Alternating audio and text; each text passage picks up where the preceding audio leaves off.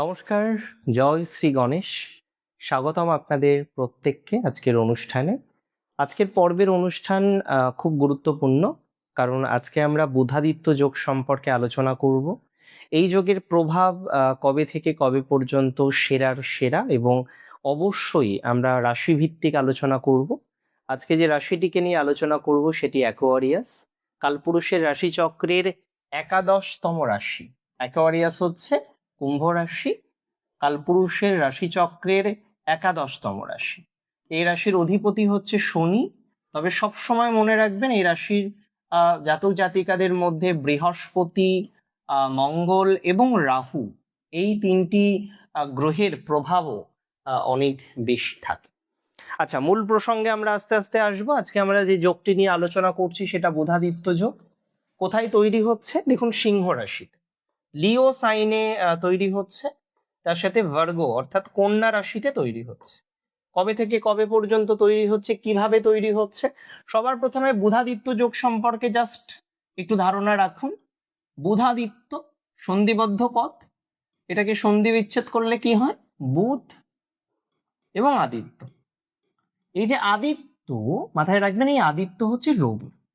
রবি বলুন, ভানু বলুন, তপন বলুন, হ্যাঁ, বিভিন্ন সমার্থক শব্দ আছে রবি। বুধাদিত্য যোগ জন্মছকে রবি এবং বুধ শুধুমাত্র যে এক রাশিতে বসে থাকলো, যে এক রাশিতে রবি আছে সঙ্গে বুধ আছে, ব্যাস বুধাদিত্য হয়ে গেল, বিষয়টা এতটা সরল কিন্তু একদমই না, একদমই এতটা সরল। রবি এবং বুধ অবশ্যই একসাথে থাকাটা বুধাদিত্যের প্রাথমিক একটা পর্যায়, বাট অলওয়েজ রিমেম্বার, এখানে বেশ কিছু টুইস্ট আছে এবং কিছু কন্ডিশন আছে, আমরা বলবো শর্ত। কি কি শর্ত? দ্য কন্ডিশন নাম্বার 1, মার্কারি অথবা সান, এই যে প্ল্যানেট বা গ্রহ, এদেরকে কিন্তু স্ট্রং হতে হবে, যে রাশিতেই তৈরি হোক না কেন।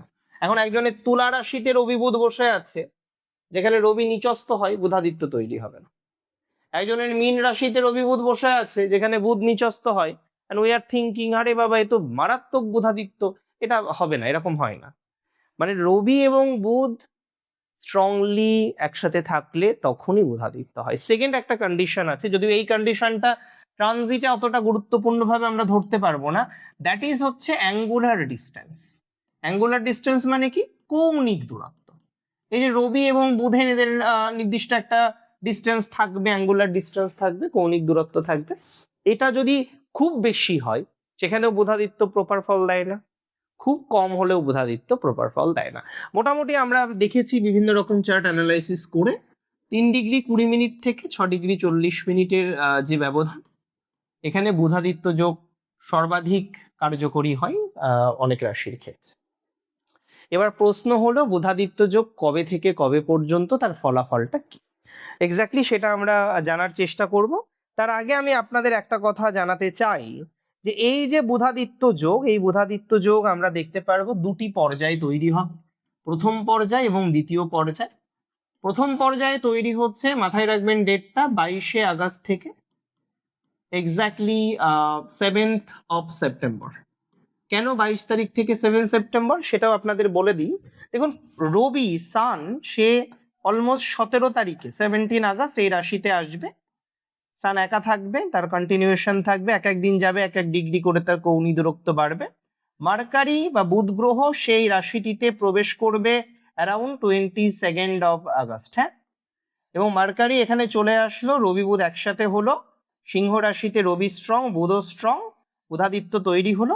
এবং মার্কারি এই রাশিটিতে, মানে কন্যা রাশিতে 7 সেপ্টেম্বর প্রবেশ করবে। ঠিক আছে, তাহলে এই যে 7 সেপ্টেম্বর কন্যাতে বুধের প্রবেশ, এই সময় পর্যন্ত বা তার আগে পর্যন্ত বুধাদিত্যের প্রথম পর্যায়। দ্বিতীয় পর্যায় কিভাবে তৈরি হলো? যখন রবি সিংহ থেকে কন্যাতে প্রবেশ করছে, রবি সিংহ থেকে কন্যাতে কবে আসছে? ওই ধরুন 17 সেপ্টেম্বর। তাহলে 17 সেপ্টেম্বর থেকে আমরা আবার দেখতে পারবো বুধাদিত্যের একটা দ্বিতীয় ফেজ। এটা চলবে 26 সেপ্টেম্বর পর্যন্ত। অনেকেই বলবেন, দাদা 26 সেপ্টেম্বরের কারণটা একটু বলে দেয়। তার কারণ কন্যা রাশি থেকে তুলা রাশিতে বুধ যাবে 26শে সেপ্টেম্বর। দুটো পর্যায়ের বুধাদিত্য। প্রথম দিকে বুধাদিত্যের যে পর্যায়, সেটা প্রায় বলা যেতে পারে 15 দিন, আর সেকেন্ড পর্যায়ে প্রায় 10 দিন। এই বুধাদিত্যের ফলাফলটা কেমন? কুম্ভ রাশি সাপেক্ষে, কুম্ভ রাশির জাতক জাতিকাদের নিয়ে কথা বলছি, কুম্ভ রাশিকে নিয়ে কথা বলছি। কুম্ভ রাশি সাপেক্ষে দেখুন, ঠিক বুধ গ্রহ হচ্ছে 1 2 3 4 5 পঞ্চমপতি, এবং ষষ্ঠ সপ্তম অষ্টমপতি। তাহলে বুধ কুম্ভ রাশির কি কি সিগনিফাই করছে?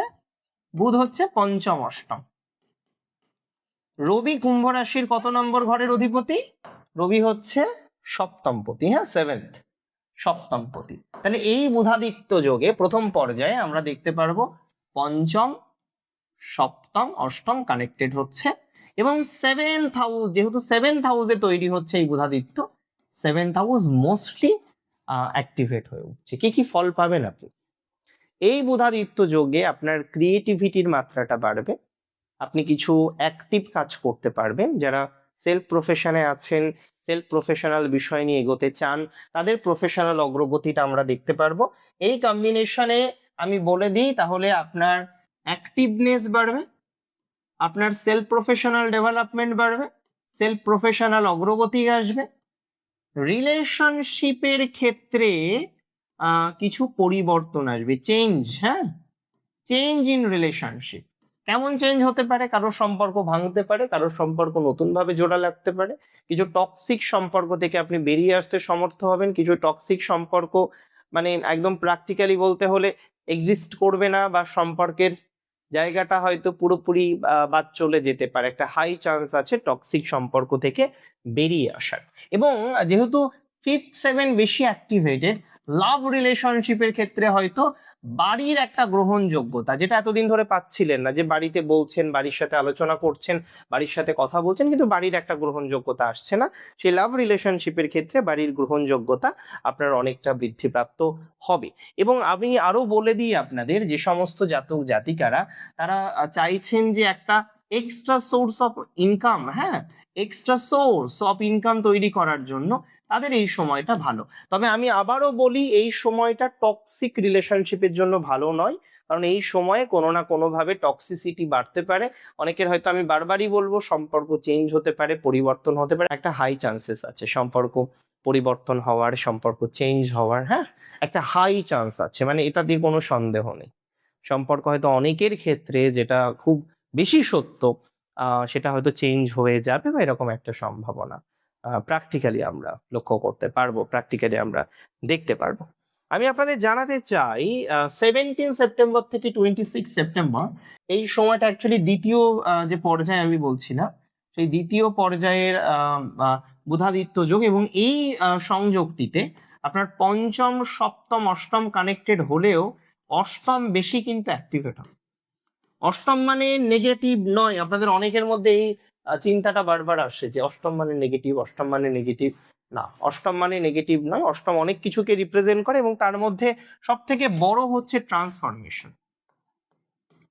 ট্রান্সফরমেশন, পরিবর্তন, হ্যাঁ, ট্রানজিশন ফেজ। অষ্টমে চেঞ্জ আসবেই।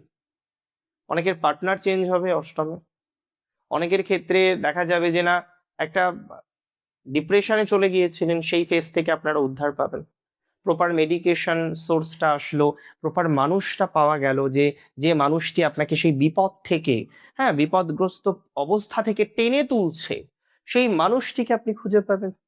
মানে অষ্টমের কানেকশন দরকার। অষ্টম মানে কিন্তু আপনার শ্বশুর বাড়ি থেকে কিছুটা পজিটিভিটি, হ্যাঁ, শ্বশুর বাড়ির যে পজিটিভিটির জায়গা, সেটা কিন্তু কিছুটা আসবে। তবে আপনাদের একটা সিক্রেট বলে দিই, এই সময়টায় একটা নেগেটিভিটি আছে, কম হোক বেশি হোক, সেটা হলো পার্টনারশিপে বিজনেস। অনেকে বলবেন, দাদা কি সব বলছিলেন, এর মধ্যে আবার পার্টনারশিপ কোথা থেকে নিয়ে আসলেন? এর কারণ দেখুন, এই যে সেভেন্থ হাউস, সেভেন্থের 11th হচ্ছে ফিফথ, সেভেন্থের দ্বিতীয় হচ্ছে অষ্টম। তাহলে সপ্তম আমার পার্টনার, তার প্রফিট, তার ফাইন্যান্সিয়াল ডেভেলপমেন্ট, তার গ্রোথ, এই সময় পার্টনারশিপে যারা আছেন খুব সেফটিতে থাকতে হবে। তবে আপনার লাইফ পার্টনারের এই সময় ফাইন্যান্সিয়াল গ্রোথ হতে পারে, লাইফ পার্টনারের এই সময় ডেভেলপমেন্ট হওয়ার প্রবল সম্ভাবনা রয়েছে।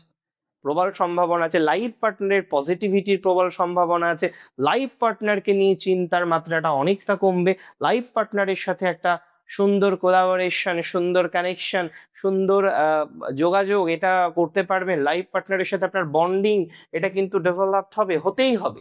এই সময় দেখবেন আপনার হয়তো আপনি অর্থনৈতিক চরম নেগেটিভিটির মধ্যে আছেন, অর্থনৈতিক চরম দুর্দশার মধ্যে আছেন এবং আপনার প্রয়োজন একটা আর্থিক সাপোর্ট, আপনি সেটা পাচ্ছেন না।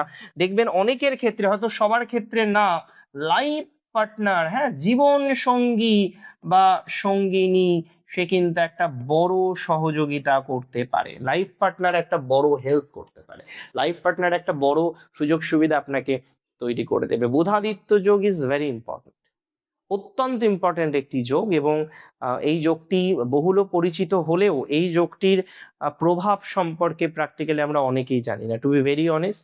যোগটি হয়তো বহুল পরিচিত, আমরা অনেকেই হয়তো যোগটি সম্পর্কে শুনেছি, শুনে থাকি, বাট এই যোগটি অ্যাকচুয়ালি তৈরি হওয়া এবং তার ফলাফল এতটা সহজ বা সরল নয়। যাই হোক, আজকে আমি চেষ্টা করলাম যতটা আপনাদেরকে প্রকৃতভাবে এলাবোরেট করা যায়, যতটা আপনাদের জানানো যায় সেইভাবে জানানোর জন্য। আজকের অনুষ্ঠান সম্পর্কে আপনার মতামত আমার কাছে গ্রহণযোগ্য, আপনার মতামতের অপেক্ষায় থাকবো, জানাবেন আপনার মূল্যবান মতামত। জয় শ্রী গণেশ।